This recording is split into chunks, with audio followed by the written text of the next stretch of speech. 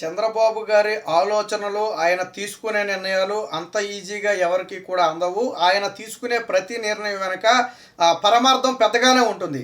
వాస్తవానికి చాలామంది చూడండి, వైసీపీలో పనిచేసిన అధికారులను ఇంకా ఉంచారు అని చెప్పి కొంతమంది గొగ్గోలు పెడుతున్నారు. అయితే చంద్రబాబు గారి వ్యూహం వేరు. వాస్తవానికి ఇప్పుడు ఆర్థిక శాఖ కార్యదర్శిగా ఉన్నటువంటి సత్యనారాయణ ఎవరైతే ఉన్నారో ఆయన్ని ఇంకా తొలగించలేదు, ఆ శాఖలోనే ఉంచారు. చాలామందికి విస్మయం కలిగింది. అసలు అప్పులు చేయడానికి ఆయన కారణం కదా, అలాంటి వ్యక్తిని ఎందుకు చెట్టుకున్నారని చెప్పి చాలామంది ఇదయ్యారు. కానీ చంద్రబాబు గారి విధానం వేరు, ఆయన ఆలోచన వేరు. నేను ఇందాకే చెప్పి అంత ఈజీగా ఎవరికి అర్థం కావాలంటే ఆయన స్థాయి వ్యక్తులు అయి ఉండాలా. అలాంటి స్థాయి వ్యక్తులకు మాత్రమే దాని వెనుక ఉన్నటువంటి పరమార్థం అర్థమవుద్ది. ఇప్పుడు చంద్రబాబు గారు చేసిన మాస్టర్ స్కెచ్ ఏంటో తెలుసా? వాస్తవానికి ప్రభుత్వం ఓడిపోగానే ఈ సత్యనారాయణ తన ఏదైతే డిప్యూటేషన్ ఉందో దాన్ని రద్దు చేసుకుని తన మాతృ సంస్థ అయినటువంటి రైల్వేకి వెళ్ళిపోవాలని ప్రయత్నిస్తే చంద్రబాబు గారు ససేమిరా అని చెప్పి వెళ్ళటం కుదరదని చెప్పి అదే శాఖలో ఉంచారు. కనీసం పోనీ జిఏడికి కూడా రిపోర్ట్ చేయమని చెప్పలా, జనరల్ అడ్మినిస్ట్రేషన్కి కూడా రిపోర్ట్ చేయమని చెప్పలా, అదే శాఖలో ఉంచారు. అందరికీ ఆశ్చర్యం. అసలు రాష్ట్రంలో అతిపెద్ద సమస్య అప్పులు. దాన్ని సృష్టించిన వ్యక్తి, దొంగ లెక్కలు చెప్పిన వ్యక్తే సత్యనారాయణ. అలాంటి వ్యక్తిని ఎందుకు చెట్టుకున్నారు చంద్రబాబు గారు? ఈయనకి తెలియదా అని చెప్పి అనుకున్నారు. చంద్రబాబు గారికి అన్నీ తెలుసు. అయినప్పటికీ కూడా ఇప్పుడు ఎందుకు చెట్టారు అంటే, అప్పుల మీద శ్వేతపత్రం ఆంధ్రప్రదేశ్ ప్రభుత్వం విడుదల చేయాలని నిర్ణయించింది. మరి శ్వేతపత్రాన్ని ఎవరు తయారు చేయాలి? ఆయన కాకపోతే ఎవరు తయారు చేయలేరంటే తయారు చేయొచ్చు. కాకపోతే అప్పులు చేసిన వాడికి, ఆల్రెడీ బొక్కలు పెట్టిన వాడికి ఎక్కడ బొక్క పెట్టాడనేది తెలుస్తుంది. ఆల్రెడీ అప్పులు చేసినటువంటి సత్యనారాయణకి ఏ దొడ్డి దారిని ఎంత అప్పు చేశారు, వేటేటిని మోసం చేసి ఎన్ని నిధులు మళ్లించారు, ఏ కార్పొరేషన్ ద్వారా ఎంత అప్పులు తెచ్చాడు అనేది ఆయనకి స్పష్టంగా తెలుసు. మీరందరూ అంటే ఎత్తుక్కోవాలి, ఆయన ఎత్తుక్కోవాలి. ఆల్రెడీ చేసిందే ఆయన కాబట్టి ఆయనకు అన్నీ తెలుసు. కాబట్టే ఆ శ్వేతపత్రం విడుదల చేసే బాధ్యత ఇప్పుడు ఆర్థిక శాఖ కార్యదర్శిగా ఉన్నటువంటి సత్యనారాయణ ఎత్తిమే పెట్టారు. అంటే జగన్మోహన్ రెడ్డిలో అడ్డగోలుగా అప్పులు చేసినటువంటి వ్యక్తి, ఈ జగన్మోహన్ రెడ్డి ప్రభుత్వంలో కాకుని ప్రతిపక్షాలని తప్పు పట్టించినటువంటి వ్యక్తి ఇప్పుడు ఉన్న వాస్తవాలను కక్కాల్సిన పరిస్థితి.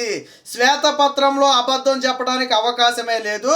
అలాంటి పరిస్థితి వస్తే తీవ్ర పరిణామాలు ఎదుర్కోవాల్సి ఉంటుంది సత్యనారాయణ. ఆ విషయం ఆయనకి తెలియక కాదు, తెలుసు. గతంలో కేంద్ర ప్రభుత్వాన్ని బురిడి కొట్టించిన, కంట్రోలర్ అండ్ ఆడిటర్ జనరల్ కాగ్ని బురిడి కొట్టించినా చెల్లింది. కానీ శ్వేతపత్రంలో ఇలాంటి నాటకాలు ఆడితే కుదరదు. అందులో ఇప్పుడున్నటువంటి ప్రభుత్వం, చంద్రబాబు గారి ప్రభుత్వం, ఆయన గురించి సత్యనారాయణకి బాగా తెలుసు. వాస్తవానికి 2017లోని రాష్ట్రానికి వచ్చాడు. బట్ జగన్మోహన్ రెడ్డి ముఖ్యమంత్రి అయిన తర్వాత ఆయన చేతిలో తోలుబొమ్మలాగా అయిపోయి అడ్డగోలు అప్పులు చేయడంతో పాటు దొంగ లెక్కలు చేసి కాగు బృందం ఆంధ్రప్రదేశ్కి వస్తే వాళ్ళకు కూడా దొంగ లెక్కలు చెప్పి పంపేశాడు ఈ సత్యనారాయణ. అంత తెలివిగల వ్యక్తి. కాబట్టి ఇప్పుడు ఆయనే తప్పులు ఒప్పుకోవాలా.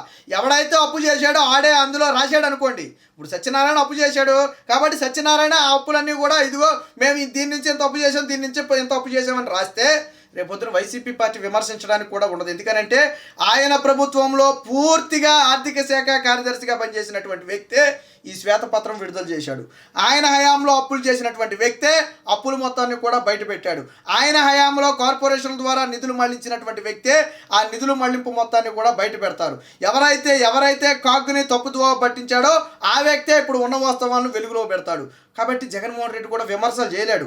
ఇప్పుడు అర్థమైందా చంద్రబాబు గారి మాస్టర్ ప్లాన్ ఏంటో? ఎవరో వేరొక అధికారిని వేస్తే ఆయన కొద్ది కష్టపడి సరే వివరాలు అయితే సేకరించి శ్వేతపత్రం విడుదల చేస్తాడు. కానీ ఇదంతా కూడా తప్పుడు లెక్కలు, ఇవన్నీ నమ్మశక్యంగా లేవు. జగన్మోహన్ రెడ్డి తన మనుషులను పెట్టుకుని శ్వేతపత్రాలను విడుదల చేయించాడనే ఒక నింద వైసీపీ వేసి తప్పించుకునే ప్రయత్నం చేయొచ్చు. ప్రజల్లో కూడా నమ్మకం కలగొచ్చు. వీళ్ళంతా చంద్రబాబు గారు పెట్టిన అధికారులు కాబట్టి ఆయనకు కావాల్సిన ఇచ్చారేమో అనే అనుమానం ప్రజలకు కూడా కలిగే విధంగా వైసీపీ చేస్తుంది. కానీ చంద్రబాబు గారు ఇక్కడే గట్టి దెబ్బ కొట్టారు. ఏమని? అసలు అప్పులు చేసిన వ్యక్తితోనే శ్వేతపత్రం విడుదల చేయించారు. కాబట్టి ఏంటి, ఈ సత్యనారాయణ ఇప్పుడు సత్యం ఒప్పుకోక తప్పని పరిస్థితి.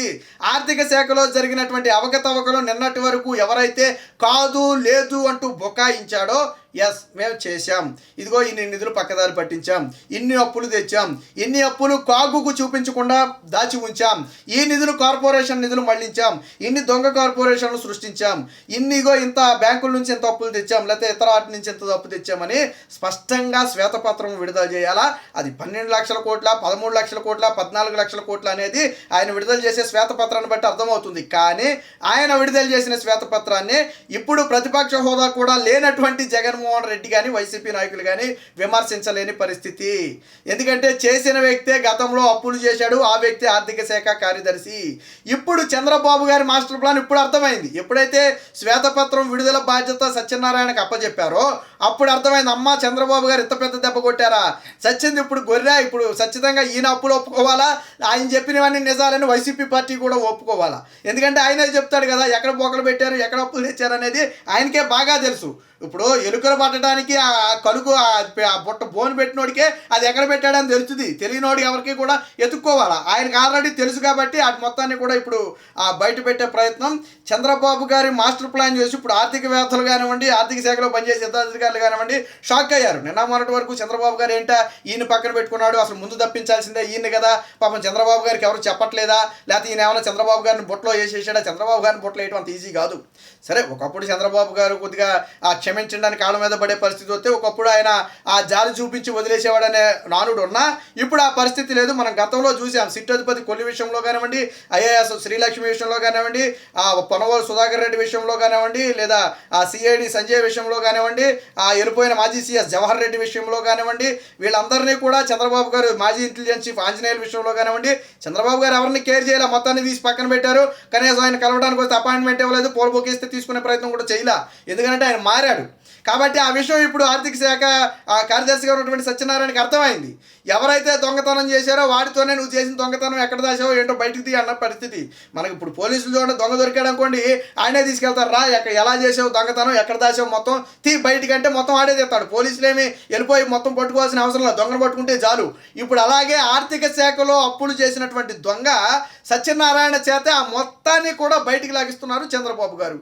ఇది నేను అందుకే చెప్పింది, ఆయన రాజకీయ అనుభవం ముందు, ఆయన వ్యూహాల ముందు, ఆయన ఆలోచన ముందు చాలామంది అందుకోలేరు. ఎందుకనంటే నిన్న మొన్నటి వరకు ఈ సత్యనారాయణ విషయంలో చాలామంది చంద్రబాబు గారిని తప్పుపట్టే ప్రయత్నం చేశారు, కానీ అది కరెక్ట్ కాదు. ఆయన ఒక వ్యక్తిని చెట్టాడు అంటే, తప్పు చేసిన వ్యక్తి కూడా అక్కడ ఉన్నాడు అంటే దాని పరమార్థం వేరు.